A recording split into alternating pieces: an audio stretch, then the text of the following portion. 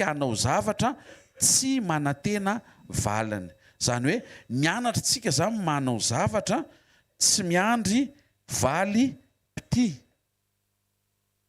Amin'izay fotoan'izay voaro ny fona araka ilay voalazan'ny pasteur sandratra teo, satria ny fiovaovan'ny olona dia misy ifandraisany amin'ny fiovaovan'ny mamona. Ohatra, raha misy mpivady zao mifankatia vao tsisy vola dia tsy mifankatia tampoka izy. Mamona ny manova an'ilay olona. Mihaino ve tsika? Zay mihitsy ny tian'Andriamanitra hoentinao eo aminy. Tsy tokony hoe fanehoam-pitiavana miankina amina zavatra mitranga. Ny tena finoana zao tsy any États-Unis fa aty Madagasikara. Zao misy olona tsy misaotra an'Andriamanitra ny amin'ny rano. Ianao tezainy Jesosy fa na dia rano azy asainy isaoranao. Ianao ve tsy misokatra avy anatinao hoe fa maninona no ampandalovon'Andriamanitra an'izany, satria tsy tian'Andriamanitra ho zatra ianao hoe jirama mandeha eo ka tsy mila isaorana intsony. Nitsoka indray mandeha amin'izay izy vao tonga amin'izay tsika manao hoe mangataka rano aminao. Ianao ve mieritreritra fa mitovy ve ny finoana ho an'ny olona miainany amin'ny firenena mandroso sy ny finoana aty amin'ny firenena mandroso velona be? Tsofintsika rano ilay izy. Hainareo ve dikany hoe sacrifice of praise, fanatim-pisoroana mpiderana. Rehefa inona ke ny lasa manao sorona fiderana ianao, tsy rehefa miditra ny zavatra rehetra, tsy rehefa mandeha ny zavatra rehetra. Reny fiderana normal tokony ataonao, fa tsy normal koa ianao raha tsy mahatsiaro an'Andriamanitra nefa efa ataony rehetra ho anao. Fa ny sakrifisina fiderana ohatran'ilay voalazan'ny boky ny Habakoko. Sokafany amin'ny baibolitsika ao amin'ny boky ny Habakoko mantsy le miteny hoe efa hiditra anao tenatena taontsika ka hita ny asan'Andriamanitra. Azadiny zany fa zao fidirina anao tenatena taona zao manao zavatra manokana indray Andriamanitra amin'izay programa ao am-pony. Tsy hoe manompo vanim-potoantsika fa mahalala ny ao am-pon'Andriamanitra amin'izay fanaony. Habakoko 3 ny 7:10 ka hatramin'ny 9:7. Io zao sakrifisina fiderana. Satria izy Habakoko mpaminany amin'ny anaran'i Jesosy, fa na dia tsy mamontsina aza ny aviavy, tsy misy voany voaloboka, mahadisy fanantenana ny oliva, tsy mahavokatra hohanina ny sa, vonoana ny ondry ao amin'ny valy, tsy misy omba ao am-pahatra. Reto tsisy ninona mandeha zany. Nefa ozy izy za mbola hifaly amin'i Jehovah. Fifaliana. Avereny hoe fifaliana. Iravoravo amin'ny Andriamanitra ny famonjena. Ny anton'le fifana sy le firavoravoana manantena famonjena ianao androany maraina, satria Jesosy natongavanao eto. Ny anaran'i Jesosy dia Andriamanitra ny mamonjy. Miangavy ianao velomo fanantenanao fa afaka mbola hamonjy ianao Andriamanitra ninona mety mitranga sy manjo eo amin'ny fiainanao. 9:10 Jehovah tompoko ny tanjako, manao ny tongotra ho toy ny anidera vavy izy, mampandeha any amin'ny avonako izy. Amen. Io zao tena sakrifisina fiderana, satria anatina fotoana tsy tokony hidera mihitsiny misy olona manandratra fiderana manome voninahitra an'Andriamanitra.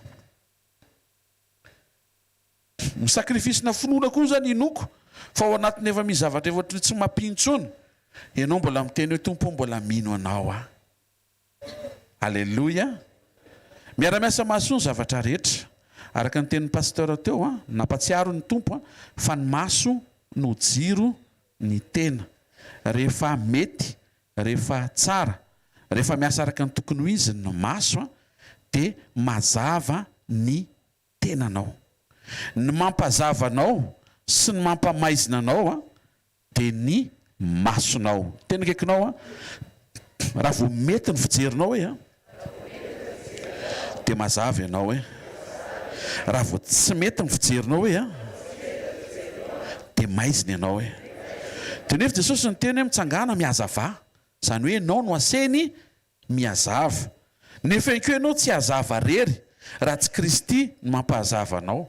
Zany hoe Jesosy no mampianatra anao ilay fomba fijery, ahatonga anao mianatra anana n'ilay fijery tsara sy fijery mazava tahaka ny fijeriny Jesosy.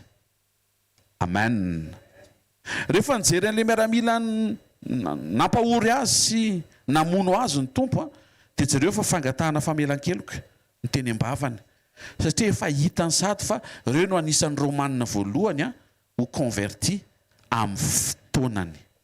Mahita zavatra tsara, mahita fahatsarana miafina ao amin'ny olona.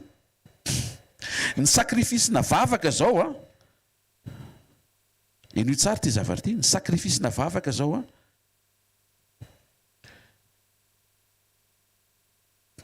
misy sujet de prière entinao tsy ahitanao tombotsoa.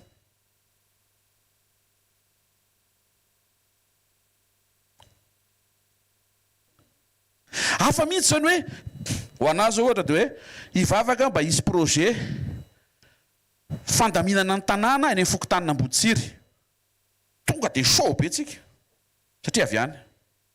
Fa ny sakrifisina vavaka tena tian'Andriamanitra ho hita zao any amin'ny tanàna tsisy anao sady tsisy havanao, tsisy tombotsoa anao, fa mivavaka ho an'le toerana ianao, mivavaka ho an'le tanàn'Andriamanitra mba hetsika sy asa eo amin'izany toerana zany. Tenenino akaikinao mianatra hoe mampiasa fo hoe mangataka zavatra tsara hoe ho ana tranga hoe tsy andraisanao nininona hoe.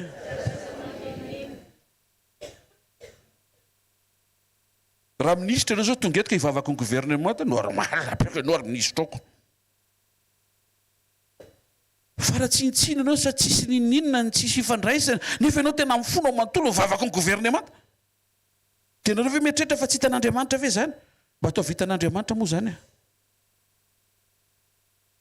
Tsy hoe naheno ianao hoe ianana eo ny miasa hoe andao hivavaka amin'izay ary. Na tsisy olona fantatrao ary eo. Maneke ho tarihan'ny fanahy. Hivavaka ho an'izay sujet de prière tian'Andriamanitra ho entinao eo aminy. Tian'Andriamanitra ho voatahirintsika ireo karazany telo amin'ireo solika ireo. Solika finoana, vavaka, fitiavana. Luc 18 vetivety vakitsika 18:1 naran'i Jesosy tsy mety raha tsy mivavaka mandrakariva ka tsy reraka.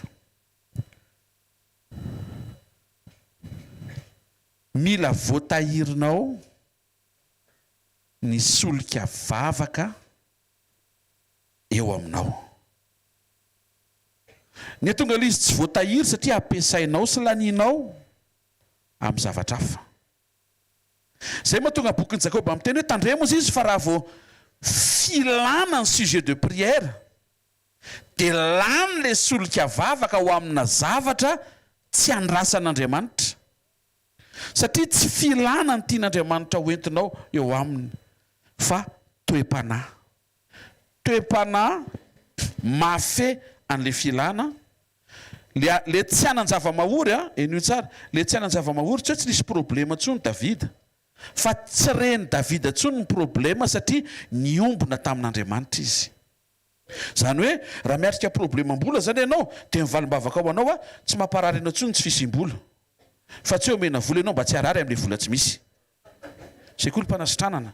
Misy zavatra diso be dia be tretin'ny olona hoe sekolim-panasitranana tena tsy zakako mihitsy tsisy vola ty dia tonga Andriamanitra ty ary misy vola ty aza mananina intsony ianao tsy haiko aloha fa ny zavatra ny ainako tsotro zay fa mety ngamba mety ka exceptionnel fa hitako ny fanamboaran'Andriamanitra le vola aloha tsy omena fa ianao no amboarina, ianao no atsangana mba tsy hankina amin'le vola. Dia mety hisokatra ny ao anatinao hoe le izy hoe pasteur raha vao tsy tonga le vola tsy misokatra mihitsy le izy dia ampahafantarin'Andriamanitra anao amin'izay hoe tsy vola ny fiainana fa Jesosy ny fiainana. Mety afaka nokatra lanin'Andriamanitra ampiasa olon'Andriamanitra hanome an'izy maimaimpona eo amin'ny fiainanao Andriamanitra, ataony mandalo mihitsy le lela vola fa miserana ozy ny fomba fiteny. Na ianao tsy nanam-potoana nanisa azy akory satria Andriamanitra ampianatra anao aza lefa ao fonao zanako. Teneno akaikinao mila mivavaka foana ianao hoe amen. Tsy tokony ho reraka isika hivavaka. Inona ny mampahareraka mivavaka? Ny fijerinao mahita fa tsy mivaly le vavaka. fa izy miteny anao fa tsy efa valy an'le vavaka io manjoanao io. Ny vavaka Joseph Andriamanitra Jehovah rain'ny Abraham, Isaka sy Jakob, mbola sy tonga Jesosy tamin'izany. Misaotra anao fa nomenao fahitana, nomenao nofy fonina ny ainan'le izy. Tanterao ny sitraponao. Tonga dia nisy mibedy amin'izay sady nandrovotra ny fitafiana maro loko na tsipy tanaty lavaka.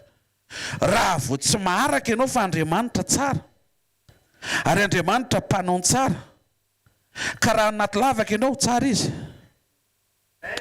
Raha any amin'izay toerana misy ianao ivenao fa tsy tianao ianao tsara izy. Raha vao manomboka vitanao no mahita an'izay foana, dia ho hitanao fa ny fiafarahnao arak'izay hitanao.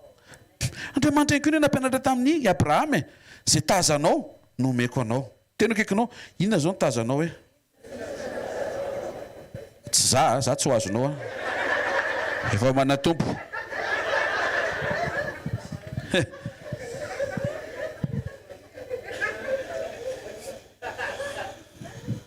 Inona ny tazanao? Zany Andriamanitra miara-miasa amin'ny masonao.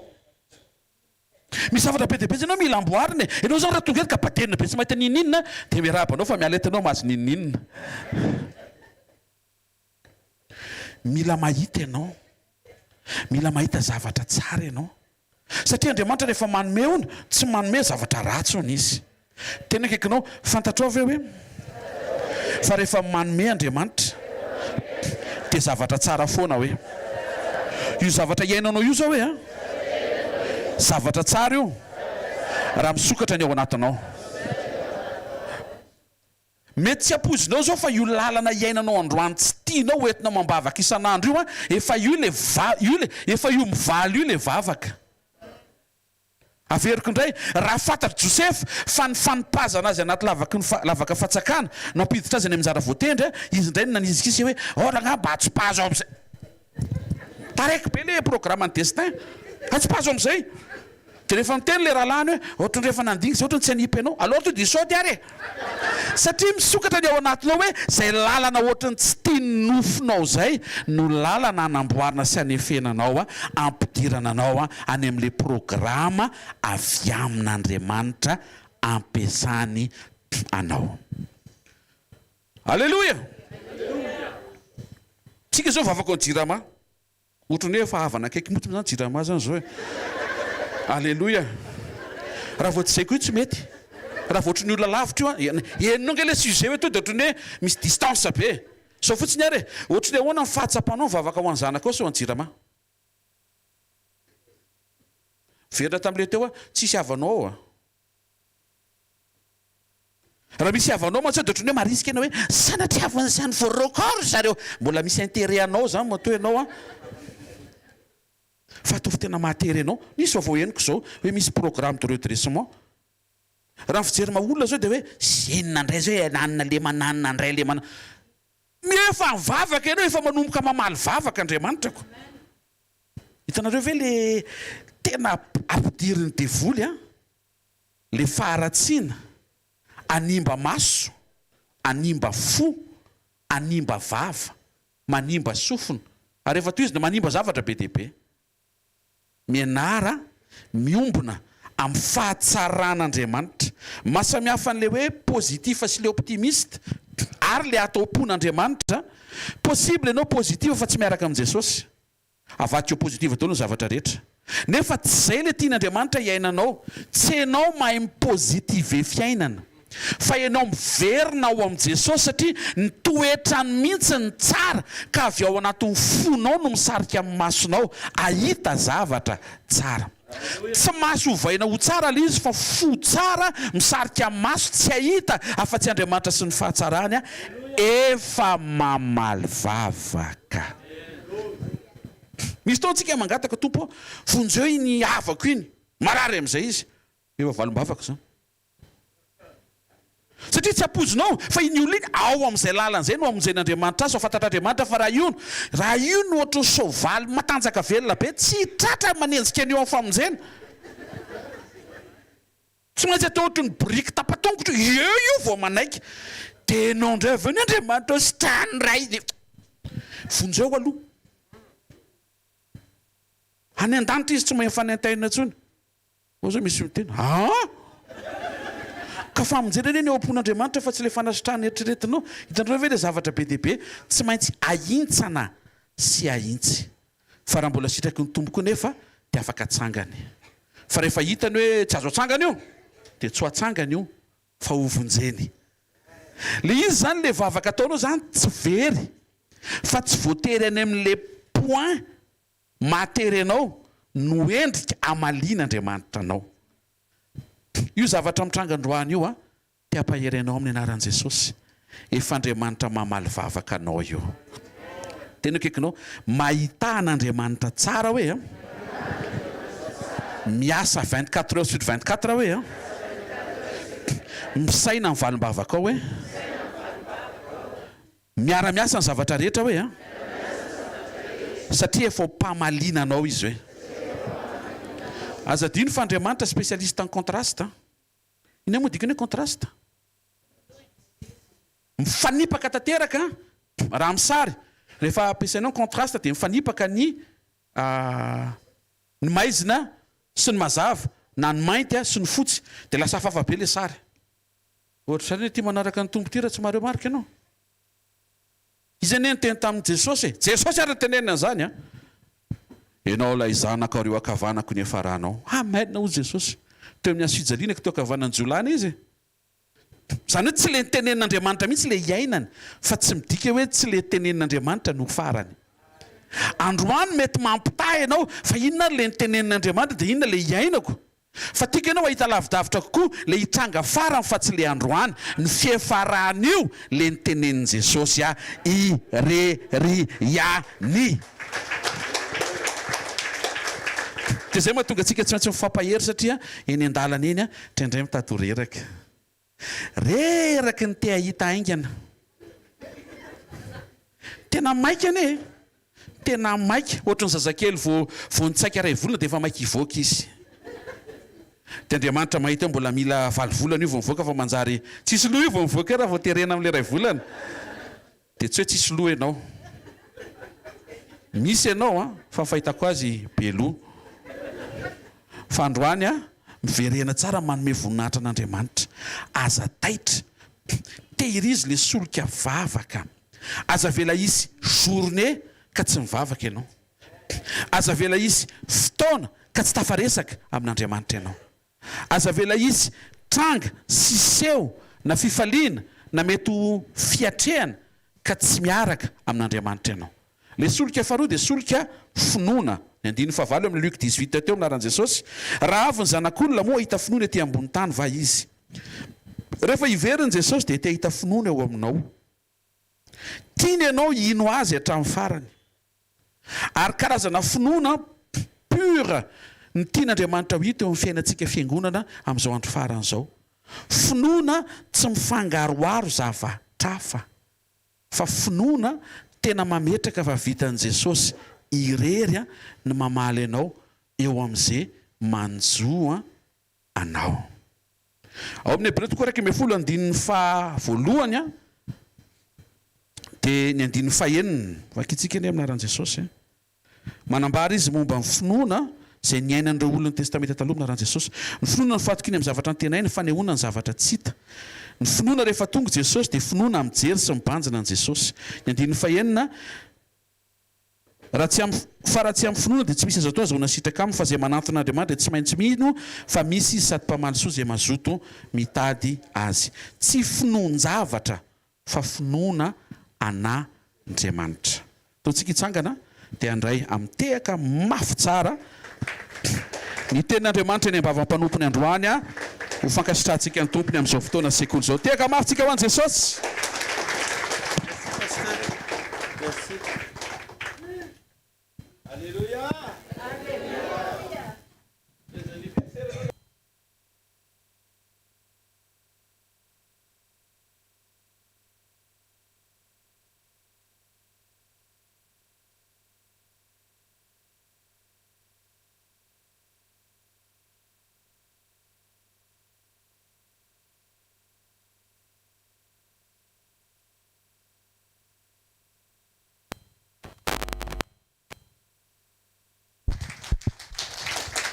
miarabantsika rehetra androany maraina amin'ny anaran'i Jesosy dia misaotra ny tompony amin'ny tombon'andro nomeny. Alleluia. Dia matotsika mbola mijoro ohatr'izao dia no fahasoavany sy ny famindram-pony. Andao ity tanana mafy be eo an' Jesosy le tompon'ny fiainana. Amen. Tadidio fa ny fiainana eto an-tany tsy toerana mandrakizay. Tombontsoa zany io men'Andriamanitra tombon'andro zany mbola afaka manompo azy. Ary zany mahatonga ny Davida niteny hoe ndray andro izy izy eo akanjany dia tsara lavitra noho ny arivo taona. Noho izany tsika tsy manana koatry ny ndray andro isan'andro ankasitrahantsika an'Andriamanitra. Fa raha mbola misy zany dia ho an'i Jesosy miaraka amin'i Jesosy ao amin'i Jesosy hitoetra miaraka amin'ny fontsika mandram-piverina sa tsy zany? Alleluia. Ho fafainy amin'ny lanitra ary ny tanao dia andao hisaotra an'Andriamanitra. Misaotra tompo mitenena ao anatin'izao fotoana foikely omenao zao. Misaotra ny amin'ny dia sy ny lalana, ny amin'ny sakatsakana rehetra mitranga, ny amin'ny tôbila mitsivalana, ny amin'ny mateny an-dalana sy ny zavatra rehetra miseho. Rendritretreny miara-miasa mahasoa izana toetra ny finoanay amin'ny fandrosoanay amin'ny fanatanterahana ny asanao foana. Dia androany maraina aoka ho feno voninahitra andreo zao fivoriana izao mitenena Jehovah mihaino ny mpanomponao amin'ny anaran'i Jesosy. Amen. Mazotoerina tompoko.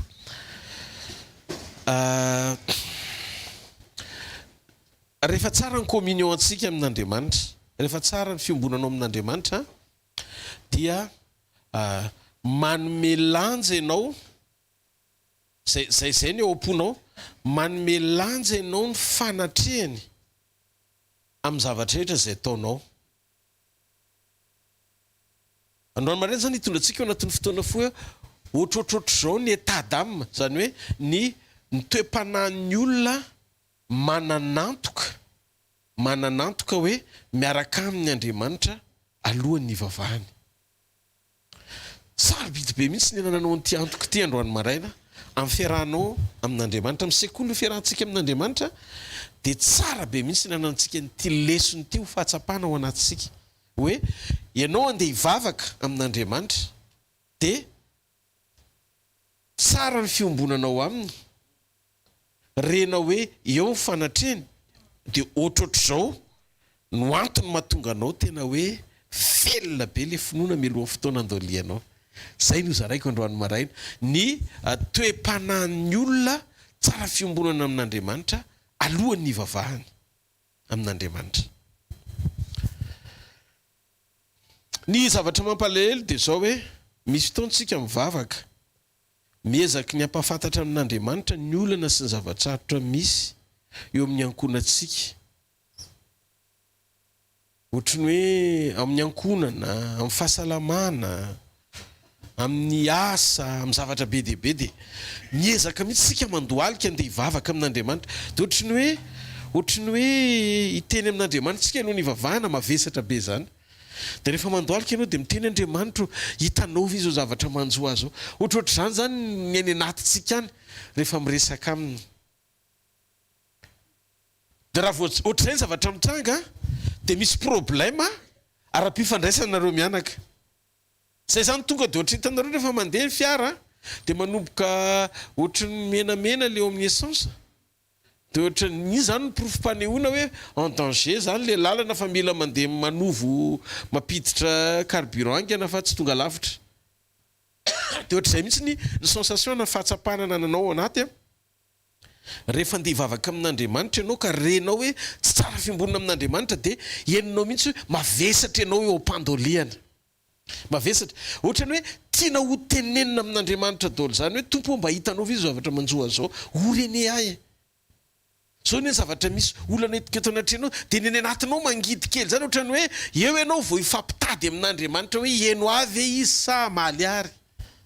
Raha voazay ny zavatra mitranga dia misy olana ara-piombonana eo aminareo mianaka. Fantatr'Andriamanitra ianao na tsy ho tany sainao aza ny zavatra manjoanao.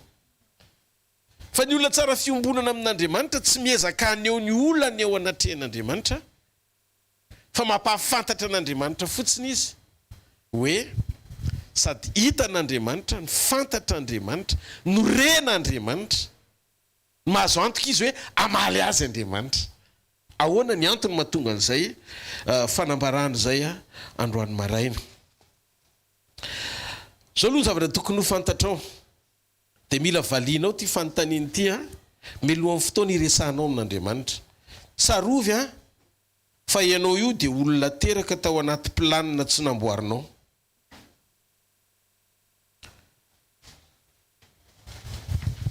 tao anaty kady tsy fantatrao akory calcul tsy fantatrao akory nahatongavanao eto ambonin'ny tany tsy ianao no nivavaka mba isy fa nisy nandahatra amin'ny fiainanao mialohany nahatongavanao eo amin'io seza io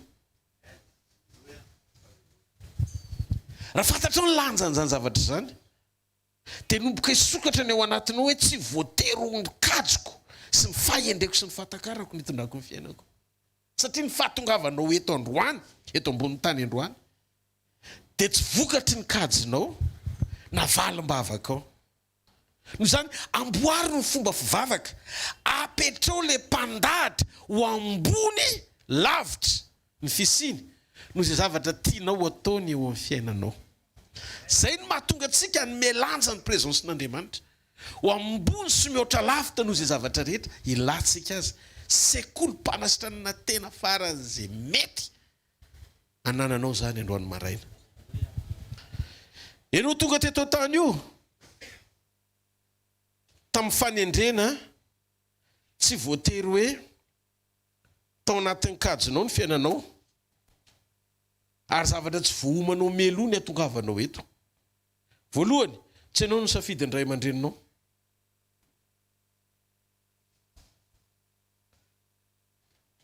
ianao zao manana nationalité tsy nangatanao akory ary ianao fiatraika amin'ny fiombonan'ny olona roa ny fakaty sy ny fanaraka mba isy ianao olona tsy fantatrao akory zareo reo fa teraka ianao vao nahita ny tavany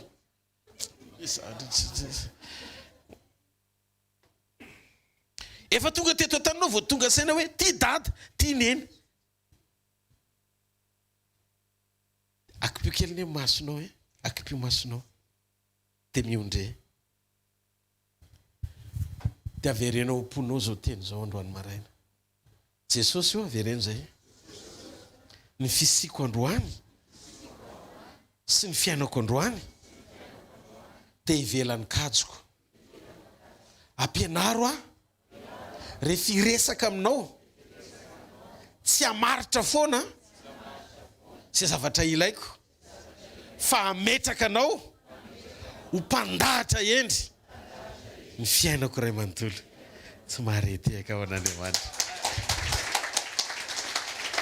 azonareo le mahasarobidy ny atao hoe mahasarobidy ny atao hoe fahatsapana ao anatinao ny fisiny ho mpandahatra mihoatra ny fandresen-dahatra ao ampanahina ao anaty kajy ny angataka le zavatra mbola tsy mety mitranga iny dia raha mbola tsy mitranga izy aza miala fa misy mikajy ny fiainanao satria ndraindray koa ny tsy valim-bavaka na ny atao tokoa valim-bavaka misy zavatra be dia be zany amboarin'Andriamanitra ao anatin'le izy misy fotoananao tena mitsotra aminao fa marary le izy misy fotoana tena renao mihitsy hoe miady ny safidinao sy ny fitondrana fa ny atao hoe olon-kendry makatosy manan-kialahatra fotsiny dia manaraka an'izay onjany eo mahafinaritra amin'ny Joba mahafinaritra amin'ny Joba to amin'ny tantara-piainan'i Joba Andriamanitra nitoetra ho alpha sy omega dia anao ndratsika hijery ny conversation any Joba sy Andriamanitra Andriamanitra nanomboka an'le problème teo amin'ny tantara-piainan'i Joba ary Andriamanitra koa no namarana an'le izy tsy maninona zay fitondrana eo atenatenany tsy voatery hoe keny sain'i Joba fa Andriamanitra efa mahafantatra ny farany hatramin'ny voalohany Andriamanitra zany efa tapa-kevitra tao am-pony hoe hamafan'ireo lasan'i Joba rehetrarehetra ohatrany hoe tia novaina daholo ny zavatra rehetrarehetra amin'ny fiainan'i Joba satria Joba olo marina sady mahitsy ny toetrany Joba fantatr'Andriamanitra matoa sur'Andriamanitra hoe Joba tsy vadika amin'izany dia izy nanomboka an'le teny nandeha Andriamanitra no alfahan'le izy hoy izy Andriamanitra tamin'ny devoly efa hitanao ka Joba mpanomboka efa izy eny nanomboka an'le teny zay ny mahalfa azy dia izany ny avoe voalohany izany no ny teny voalohany makasika momba ny fanambinana dia volony resaka momba ny prospérité voalohany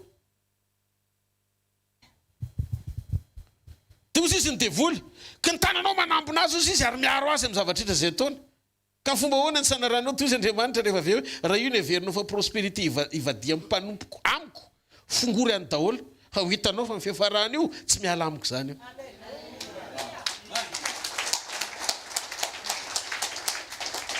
hitanareo devoly te hamaritra foana ameriny edeny efa ny fafan'Andriamanitra mialohany Adama tia ny toetra sy ho ampitoerina ho edena averiko edena nataon'Andriamanitra ho an'ny Adama mijoro fa raha vao tsy mijoro Adama ny esoriny edena tsy edena ny mamaky an'Andriamanitra fa Adama mijoro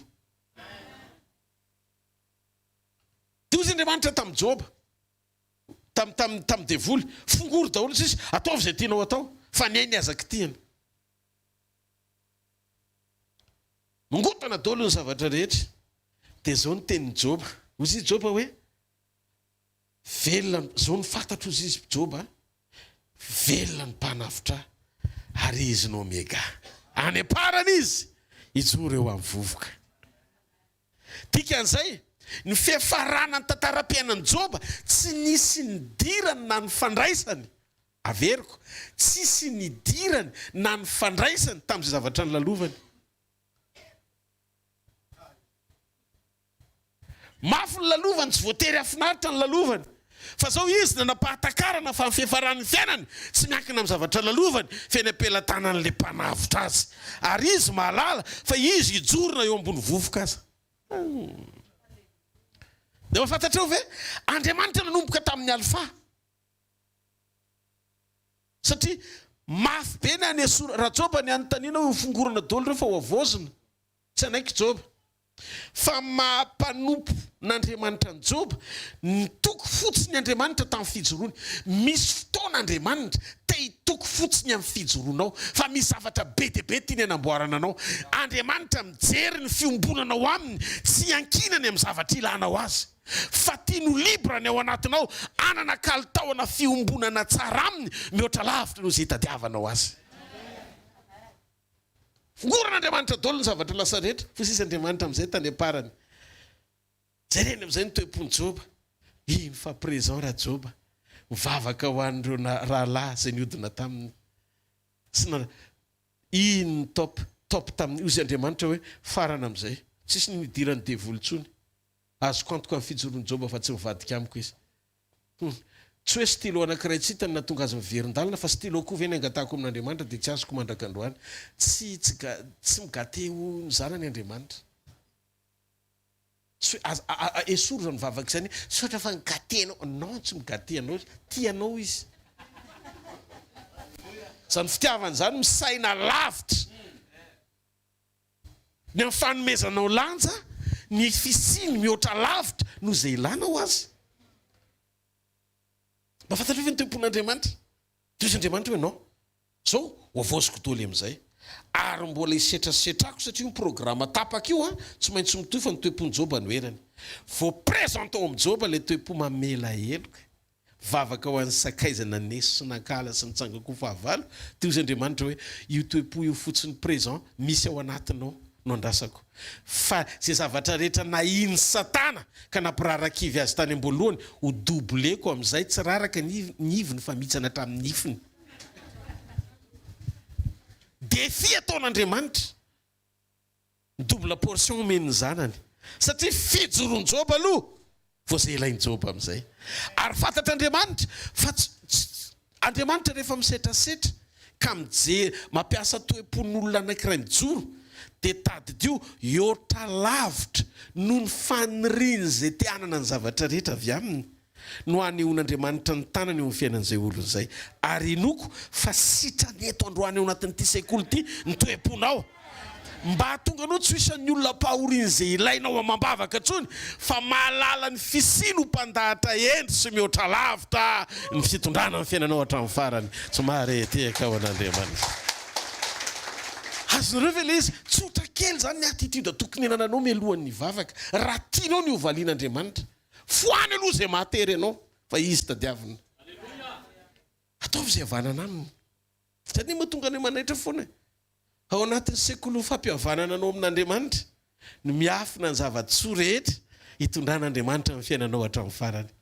Noho izany misy toe-po mila miova ao anatin'ny kristianina. Inona efa nizaraiko tamin'ny sabotsy? Mba fantatrareo ny toe-po ny mpaminany bala ihany no entinao hitadiavana an' Jehovah.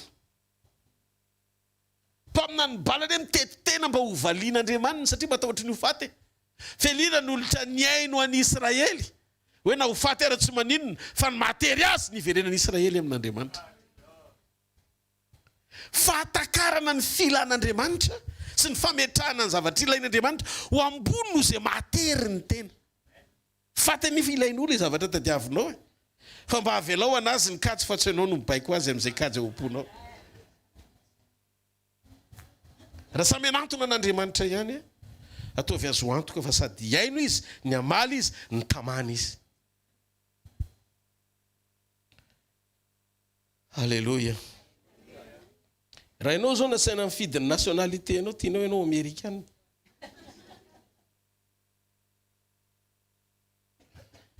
Za teo Amerika.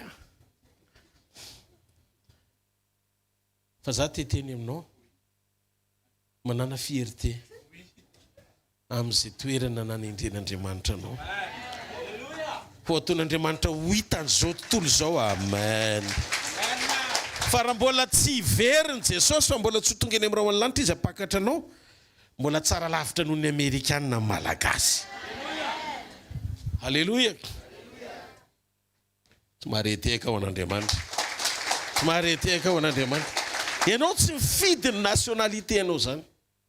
Fa Andriamanitra no nanendry anao tonga dia io ianao io. Ity akony. Amen. Misy mandahatra ny fiainanao. Dia rehefa hivavaka amin'Andriamanitra mba zany ataovy ao anatin'ny saina. Tsara moa Andriamanitra, tsy mifidy izay ho raisy kokory. Ito zao dada, ito zao mama. Halleluja. Za tsy mifidy hoe aiza ny hitondrana ho anahy mba hifandraisako bebe kokoa aminao. Fa dia mety ny eto ianao zany teny zany. Be dia be ny teo eto amin'ity sekoly ity androany. Fa vitsy no entin'Andriamanitra eto. Dia za tsy mitaray zany hoe tsy maintsy olona manalina ny aino anahy. Satria tsy te-hiseho amin'izana amin'iza koa raha azoko natao misitrika ambanin'ny gordio dia misitrika. Fa voatery tsy maintsy mijoro aty mampianatra anao dia raisiko opportunité aloha no mizarany tenin'Andriamanitra. Satria le izy tsy le tsanganan'olona ampiasaina fa le teny evoaky le olona eny ambavany ka ampiasan'Andriamanitra anazy. Zay mahatonga anahy. Halleluja. Misy fotoana menatra ny tenako indraindray rehefa misy zavatra toriko mbola tsy mifanaraka amin'ny zavatra iainako. Satria miditra koa anatin'ny sekoly fandiny tena satria tsy hisy an'izay ho lavo na raha neny ny trompetra aza adino fa tsy hoe rehefa mitory aty dia d'office tafakatra. Ny communion anao amin'Andriamanitra satria ny tena avy amin'Andriamanitra ny rehetra miaraka olona ny teny sy fiaziny mba ho maina tsara. Afa-pon'Andriamanitra mivoaka dosy. Ataovy amen na moa. Io toe-po io ny dikan'izay eto tsy tokony hijery ianao hoe tsara be zavatra torian'ny paster Rodolphe fa amen na be zany zavatra teneniny zany. Sambatra izy manana zany teny zany. Fiainako ny zavatra andrasan'i Jesosy amintsika hoe pistile velona. Tsy soratana tamin'ny rano mainty fa adresin'i Jesosy vaovao. Tasony Jesosy vakaiky ny fotoana. Jona toko faharoa folo ny andiny fahinina amby roapolo. Jona toko faharoa folo ny andiny fahenina amby roapolo. Amin'ny anaran'i Jesosy. Inona kay mivaky ny teny ao? Raha misy olona manompo aho ozy Jesosy dia aoka izy anaraka ahy. Ary izay hitoerako dia ao koa no hitoeran'ny mpanompoko. Raha misy olona manompo ahy dia kalaza azy indray. Le izy zany tsy misy idirany amin'ny toerana misy ianao fa ny fototra iza le velona sy mitoetra ao anatinao. Le mitoetra ao anatinao le izy fa tsy le toerana misy ianao androany. Jesosy ny teny any amin'izay toerana misy any isy mpanompoko ianao zany tokony ho adresy manoro adresy Andriamanitra. tena feno ve ny fepetra anahafany hafany Kristy amin'ny alalan'ny fisianao satria ianao le adresy vaovao.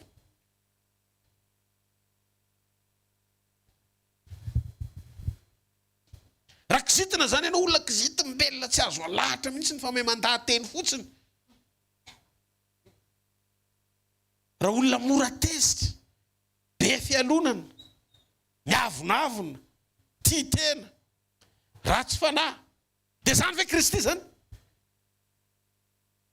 Ozy izy Paul tafateny amin'izay tamin'ny farany, zay ozy izy Paul voa adresy complet.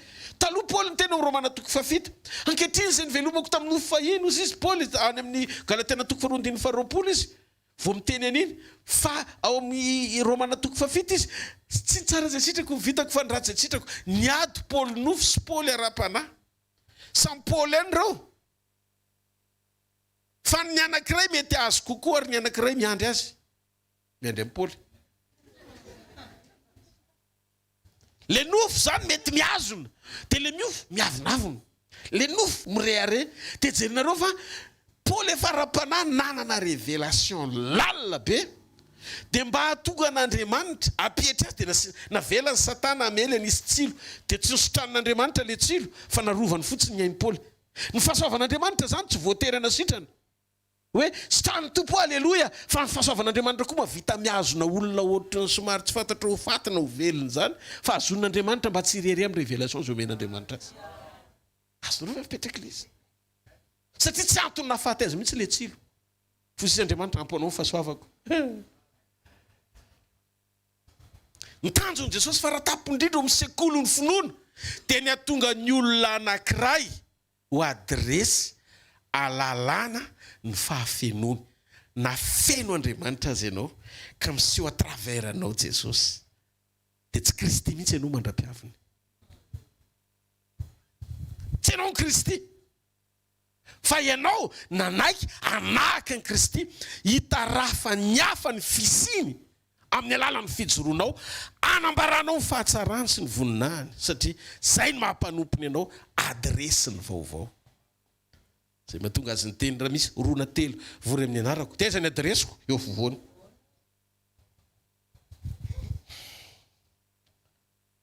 Ampianaro a Tompo, amen. Mba aizako manompo.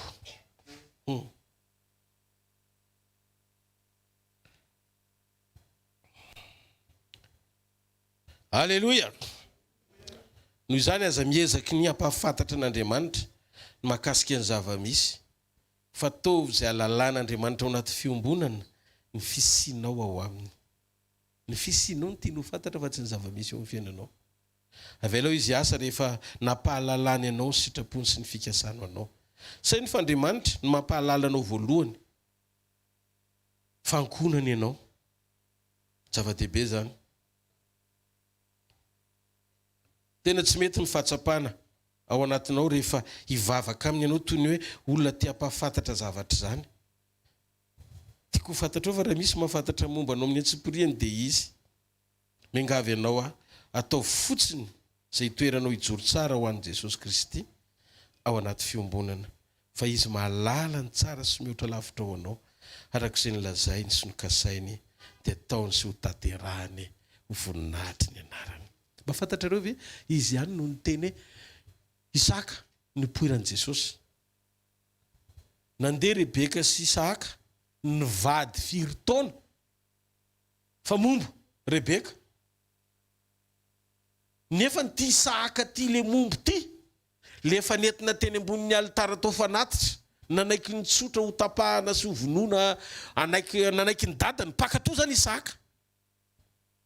Fa raha tsy mivavaka tsy tonga Esau sy Jakoba. Dikan'izay ny alitara ny vavaka tsy hoe fanerenan'Andriamanitra hanao zavatra, fa fampatsiahivana an'Andriamanitra ao anaty fanekem-piankinana aminy. Fa raha tsisy noho izy dia tsy nitanteraka, tsisy ninona na avy amin'ny aza natao tanteraka eo amin'ny fiainanao raha tsy ekeny ho fonao.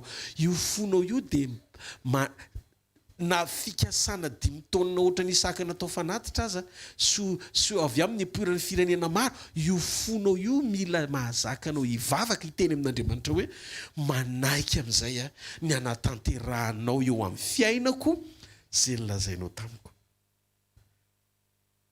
Hitanao Andriamanitra efa nisetrasetra be tamin'ny Jeremia, amin'ny Jeremia toko 1 ny fikasako anao androdana sy andrava anorona sy amboly ana firenena io. Teo izy indrisy Jehova tompo fa mbola zaza tonga de kenda Andriamanitra. Izy efa vonona fa Jeremia taraiky. Ka Andriamanitra zany rehefa mijery olona tsy mijery hoe zaza tsy havita zavatra tiana lehibe tokony efa mety anao azy fa ny an'Andriamanitra tsy mifonction ny zavatra vitanao ny idirany antsetra ny fiainanao fa mifanaraka amin'ny zavatra vitany esany amin'ny alalan'ny fanekenao sy fanomananao ny fonao akatozy zavatra tianao tanterahana amin'ny fiainanao. Problème tsika zany anaty vavaka nendre tsika te anakatra hoe vitako ve zany fa ng'Andriamanitra manontany hoe vitanao zany.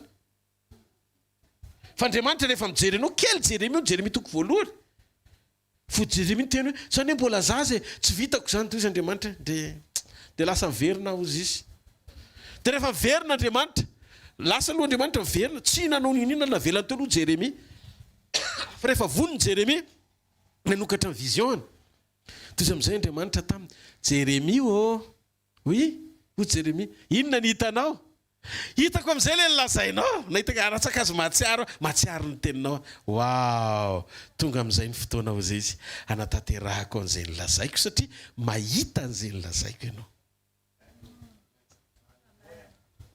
Sekoly mpanasitrany androany mahita an Jesosy sy ny diakapoka zay neretandreo rivotaona lasa fa efa vita anao ny fanasitranana. Ny fanasitranana ny fiainam-panahintsika efa nivonjeny ianao. Fanasitranana ny ainao efa nanarina anao izy rehefa nanomboka nitondra an'izany izy sy niaritra an'izany teo amin'ny toeranao. Ny fanasitranana ny tenanao io ihany koa efa nikapohana izy tamin'ny diakapoka ny retany ho anao. Zany zavatra rehetra zany dia apatsehivona mahatsiaro, mila mahatsiaro tsika.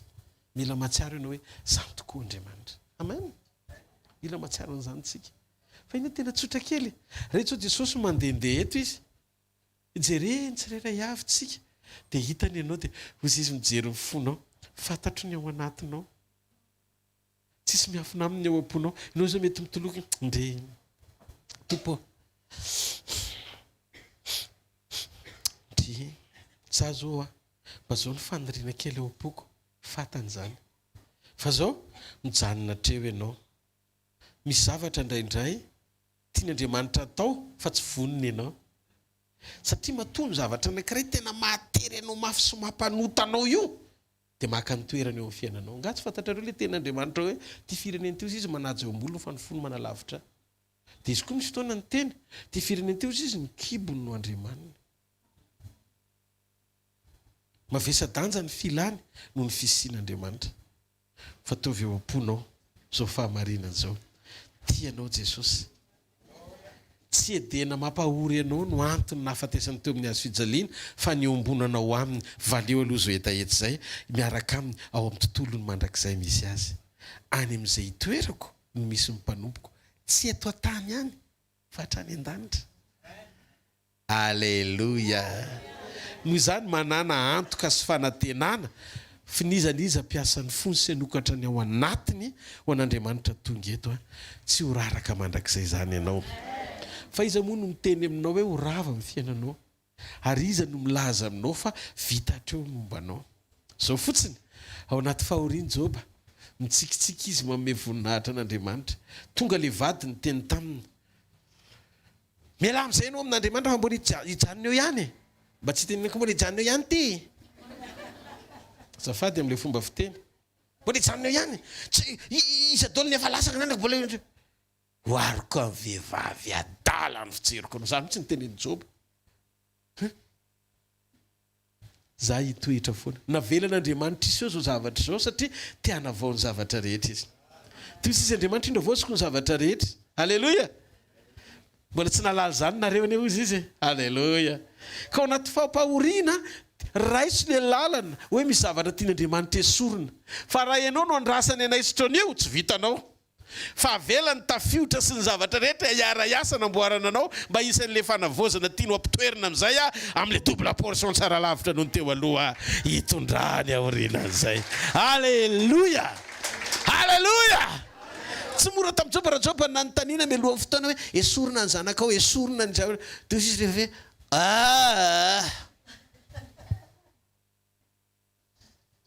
rehefa tonga le double portion, le teo aloha atsasany ihany ny ainany, fa le fahafeno tian'Andriamanitra omena azy mihoatra lavitra noho izay nandrasany tamin'Andriamanitra.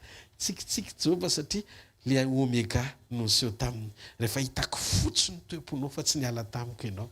Ninona tafiotra, ninona fanana, ninona tempête, ninona rivotra, cyclone, tornade. Fa navadika ao citronade. Amen. Satria fonao nandadilady. Amen. Tsy nijanona sify ianao fa bady. Asiteatarana mafana Andriamanitra. Alleluia. Mijoro tsara izy. Dinany nefa rany. Tsikitsiky Andriamanitra. Way, mety amiko. Ataonao tanan'izay olona mety amin'Andriamanitra tonga eto. Amen. Ataonao tsara ny tananao. Avereny zao teny zao. Jesosy ny fijoroako dia ambony amiko mihoatra lavitra no fanimpoko no ny fiainako no ny zavatra rehetra hijoro anao ho amin'ny fanjakanao, ho amin'ny fanatrehanao, ho amin'ny fanotronanao, mandra-piverinao. Mitsangana eo amin'ny toerana misy ianao. Hofofainy amin'ny lanitra ny tanao dia misaora azy amin'ny fonao manontolo. Tiaka sitraka anao Andriamanitra. Te hisotranao amin'ny zavatra rehetra. Te hitsaoka anao koa. Fiaino fiainako satria eo ianao. Okan'ny tsiray avy izay tonga eto anapahatsapana fa rehefa eo amin'ny fiainana ianao dia tsy misy sakana na ray azy atonga ny zavatra rehetra tsy ho tanteraka amin'izay planina sy faniriana tianao hitondrana anay. Raiko amin'ny anaran'i Jesosy. Mino amin'izao fotoana izao fa hikasika ny rofo rehetra ianao na fanana aina na tena. Vity fivoriana ity satria mbola ilainao zahay. Dia izay toetra nompo anao foana. Mety misy tsilo le izy tsy maninona satria angatana injato fa tsy mety mivaly. Fa tsy ampiovany ao anatinay izany satria nilana ianao. Tsy hoe rehefa mamaly izay etaetanay ihany. Fa indrindra. Ny miaraka aminao sy avoatahiry ny vavolombelon'ny fisianao eo amin'ny fiainanay mandra-piverinao amin'ny anaran'i Jesosy.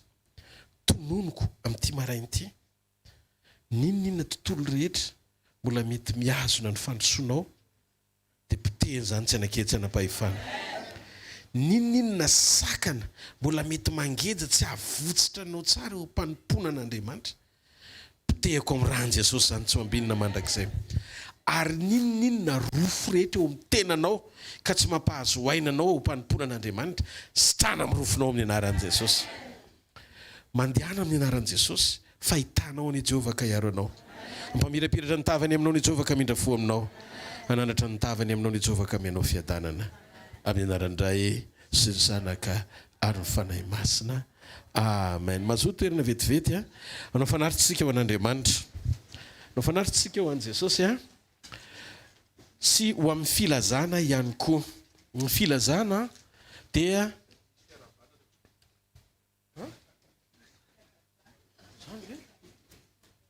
zany. Ay, anareo kamo. Ay, iny are. Ihany filazana manana fotoantsika rapitso a mbola manasantsika mpitiavana hiatrika an'izany a ary ny fotoanantsika zoma dia tsy mitrampokin'olona dia enoy fa ny amin'ny sabotsy.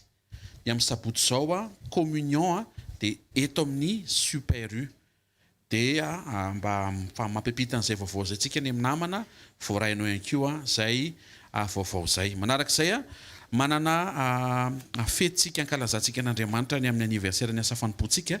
Tiaka mafy ho an'i Jesosy aloha tsika.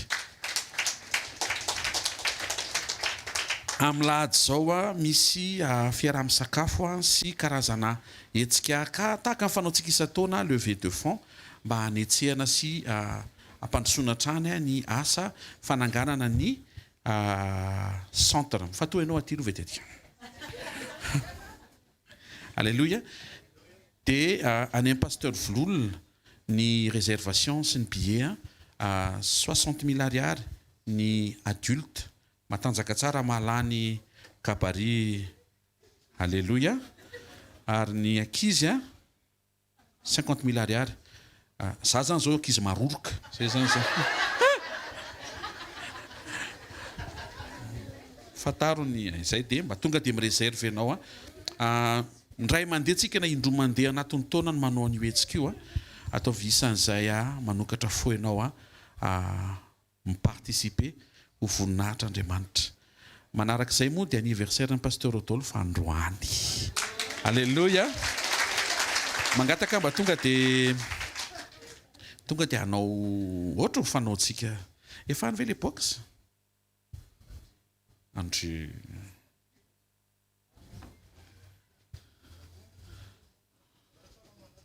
box dia raha ny homana ianao dia ataovy.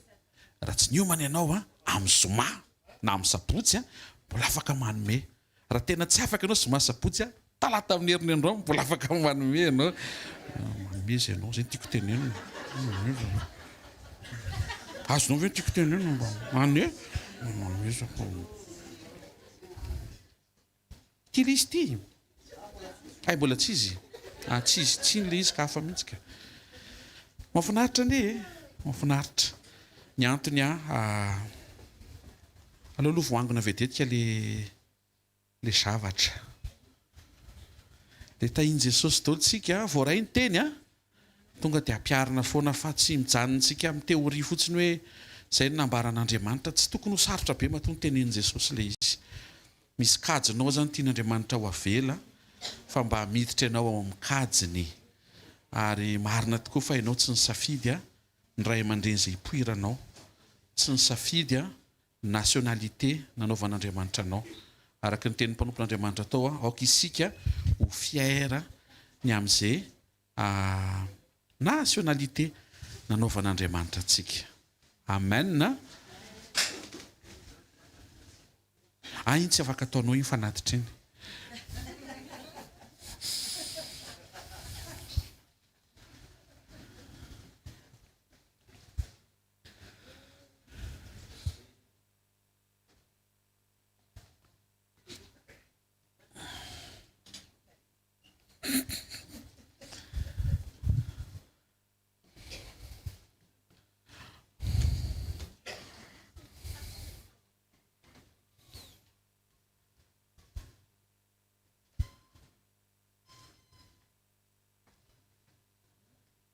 Tapotra ny vaovao. Vita. Ahoana? Alefa? Ay. Ya, rapitso mbola eto sekoly. Somatra ampokin'olona.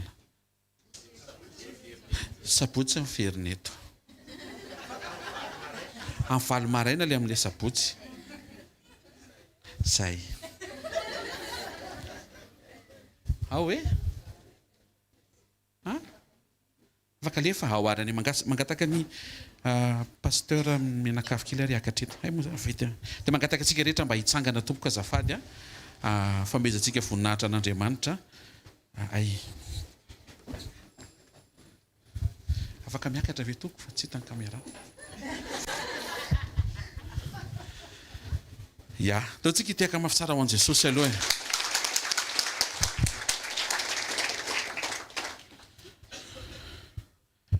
Andro anankiray indray androany hanomezana voninahitra an'i Jesosy satria fitsingerenan'ny taona naterahanao pasteur. Ary faly izay mpiara-manompo izay tonga eto indray androany miarabanao amin'ny anaran'i Jesosy Kristy Tompo satria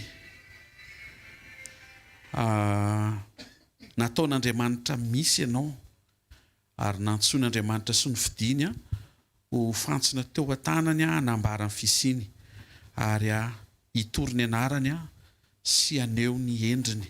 Ninao fa ny tsiraray avy izay tonga eto dia manana témoignage sy expérience kely na historique ihany koa ny amin'izay mety hoe fampiasan'Andriamanitra anao, fampiasan'Andriamanitra ny zao ankonany zao ary manonona ny fiadanan'i Jesosy hatrany. Mirary zay ho tombontona ao anatin'ny voalazan'ny bokin'i Daniela hoe izy ny mandahatra ny andro sy ny toetrandro. Ary inonay fa saison tsara no ho ataon'Andriamanitra tanteraka indray eo amin'ny fiainanareo. Manomboka androany mirary hery tanjaka fahasalamana ary ny fahasoavan'i Jesosy hatrany dia ameno anareo anatin'izao tombontona zao dia ho taona manokana indray isehon'Andriamanitra mihoatra noho izay efa nisehony hatramin'izay. Dia Jesosy mbola hanome révélation, Jesosy ampijoro mbola hivavaka ho anareo moa zay sady mahatsiaro ambavaka anareo ihany koa. Dia joyeux anniversaire ao anatin'izany moa dia mirary sy fifaliana hatrany ny fiadanan'i Jesosy ho eo ary ny fahasoavan'i Jesosy ameno izay mety ho fahabangana hita maso na mety hoe ninninina na takatry ny saina na tsy takatry ny saina.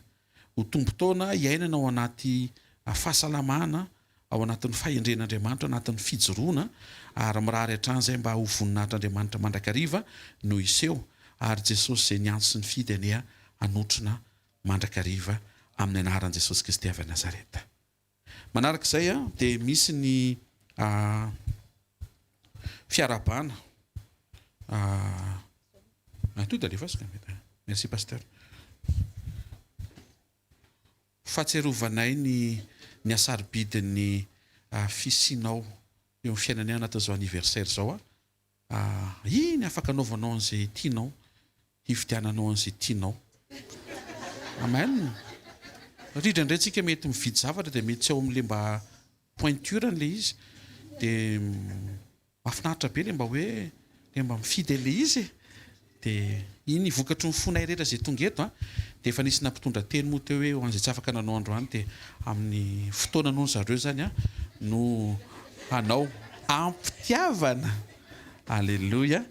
Manaraka izay tena hivavaka izay, hivavaka ho anao, hivavaka ho anareo haninditra ny tanantsika anatin'ny fiombonam-po ametraka ny fiainan'izao lehilahin'Andriamanitra zao, zao mpanompon'Andriamanitra, tian'Andriamanitra zao, ao anatin'ny fahafahantsika hoe miaraka miselebre androany ny anniversaire na ny fitsingerenan'ny taona na terahany. Ataontsika hivavaka. Raha amin'ny anaran'i Jesosy misaotra betsaka ny amin'izao mpanomponao zao ny amin'ny anniversaire androany. Ankasitrahanay ny fitantananao, ny fitondranao. Ianao ilay mpandahatra, nandahatra ny fisiny, nandahatra ny fiainany, nandahatra ny fampiasanao azy anatin'izao fanompony izao. Misaotra betsaka ary mivavaka ho azy izay mba ho tombontona iarahany aminao, iarahanao aminy, ho tombontona feno ny fahasoavanao, ho tombontona ao anaty hery, tanjaka, fahasalamana. Matsiaro hatrany izay ny tenina hoe omba azy ianao. Vavaka izay mbola ho marina hatrany izany. Eo ny fiarovanao, ny fitehirizanao, ny fiazonanao. Amin'ny anaran'i Jesosy Kristy tompo mivavaka izay mba ho tombontona ahitany ianao mihoatra noho izay efa nahitany ianao hatramin'ny androany. Misaotra raha eo. Amin'ny anarana maheran'i Jesosy Kristy velona masina sy manan-kera avy Nazareta. Amen. Tehaka mafy be tsika ho an'i Jesosy.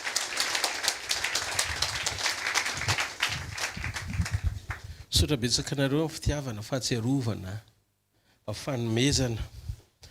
Misy surprise foana, za tsy nitreritra an'izao androany maraina fa nataonareo ilay izy dia Andriamanitra koa anao surprise tsara amin'ny fiainanareo tsirairay avy. Raha misy tsy afaka nanao tadio fa tsy voatery hoe fanomezana no anehoana ny fitiavana koa. Faneponareo mivavahanay. Tena sarobidy indrindra mihoatra lavitra noho ny zavatra rehetra amin'izay atao ny fahatsiarovana mambavaka. Dia izay tena tianareo. Ary ny faniriako ao anatin'ny foko dia ny atonga antsika tsisy oraraka narera rehefa iverin'i Jesosy. Fa tena iona am' Jesosy tsika ifankahitana tsika. Dia makasitraka indrindra amin'ny fitiavana misaotra amin'ny zavatra rehetra, amin'ny fanomezana mamy be. Pasteur mivady, pasteur Hery mivady mikarakara surprise amin'ny gâteau. Androany koa tsinona anniversaire amin'ny pasteur Ihaja. Dia tetana fiora dia za tena misaotra an'Andriamanitra ny amin'ny fisiny eo anivon'ny ministera. Izy dia atao hoe raha ohatra ka mandeha tongotrefatra ny SVKL ohatra ny fiarakodia dia anisany pneu anankiray izay izy. Raha ohatra izy ka tsy mipetaka eo amin'ilay anankiefatra mampandeha dia eo amin'ilay secours miantona. Izany hoe tsy lavitra izy feo akaiky eo foana. Amen. Raha misy vahiny ato amin'ny asa fanompoana dia izy mivady mbola tsy nisy fotoana na indray mandeha azy ka nanala baraka antsika izany. Fa raisindro tsy niova mihitsy izany fitiavana izany hatramin'izay ka hatramin'izao. Isaky ny avy miditra manao tafika masina fotoana fankasitrana an'Andriamanitra androany dia mba avelao koa izarany avy ao anatin'ny fokony amin'ny zavatra rehetra.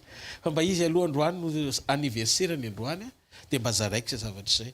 Verina avy miditra avy manday metafika ako tsy mbola ory sakafo izany izay fa iny izy milivre amin'ny fotoana. Tsy hoe rehefa verina avy any dada voandro hanina fa tonga dia omeny sakafo ao an-trano isan'andro isak'izay miverina izany. Dia isorana an'Andriamanitra ny amin'izany fo izany. Nareo tsiray avy reo koa mety manana ny fonareo tsiray avy amin'ny fanompona. Fa androany aloha anniversaire dia aloha mba izy aloha mba resahako e. Dia tetana mafy eo an'Andriamanitra. Dia tena isorana be dia be izany eo amin'izy mivady sy ny ankonany. Dia samy hotahin'Andriamanitra tsika rehetra. Amen. Tia mofo tia moa izany ino moa izany joyeux anniversaire papa.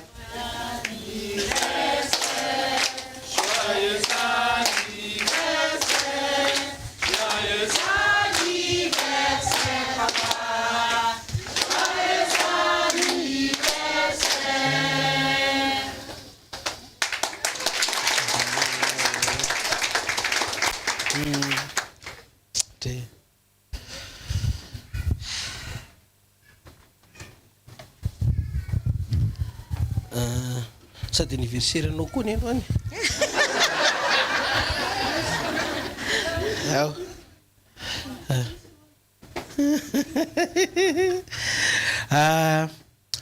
Ho voninahitra Jesosy rery dia izay mino fitondram-bavaka anay nareo ny amin'izao voady izao. Vony izay no hijoro an'i Jesosy anahaka an'i Jesosy andeha eo amin'ilay filazaon-tsara torianay arak'izay hitondrany Jesosy ho modely sy ho mpanompo hijoro amin'ny fanjakan'Andriamanitra hatramin'ny farany. Tsy hoe satria nisy nareo dia nao an'izany izay fa fiainana izany. Ary mino fa ny tompo-taona manaraka indray tokoa arak'izay tsodrano natao amin'ny mpanompon'Andriamanitra sika mianakavy teo dia hitondran'Andriamanitra midinga ny fandrosoana vaovao iseho ny voninahiny amin'ny anaran'iray sy ny zanaka ary ny fanahy masina amin'ny anaran'i Jesosy. Amen.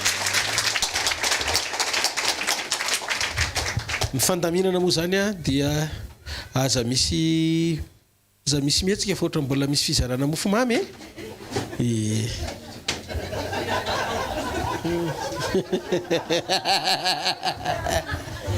Doi tetana mafy be man'Andriamanitra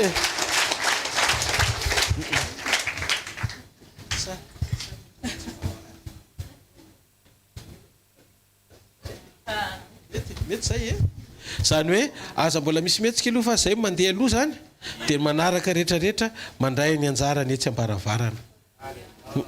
Zareo mifahasoavana fa mifahasoavan'Andriamanitra matoy izao fa mifahasoavan'Andriamanitra matoy izao.